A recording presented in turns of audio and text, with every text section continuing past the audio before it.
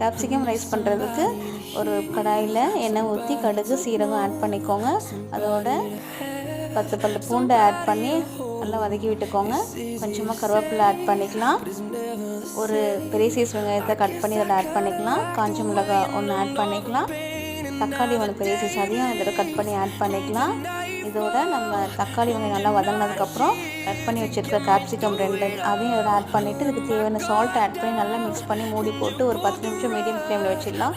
மூடி ஓப்பன் பண்ணி மஞ்சள்தூள், மிளகாத்தூள், மல்லித்தூள், சாம்பார் தூள், கரம் மசாலா தூள் அதையும் இதில் ஆட் பண்ணி நல்லா மிக்ஸ் பண்ணிக்கலாம். நல்லா மிக்ஸ் பண்ணிவிட்டு இதில் ஒரு 1/2 டம்ளர் புளி கரைசல் இதில் ஆட் பண்ணிக்கலாம். இதையும் நல்லா மிக்ஸ் பண்ணிவிட்டு 1/2 டம்ளர் தண்ணியும் ஆட் பண்ணி இதையும் நல்லா மிக்ஸ் பண்ணி மூடி போட்டு ஒரு 10 நிமிஷம் மீடியம் ஃப்ளேமில் வச்சு ஓப்பன் பண்ணிவிட்டு நம்ம வடித்து வச்சுருக்க சாதத்தை இதில் போட்டு கிளறினோன்னா சுவையான கேப்சிகம் ரைஸ் ரெடி.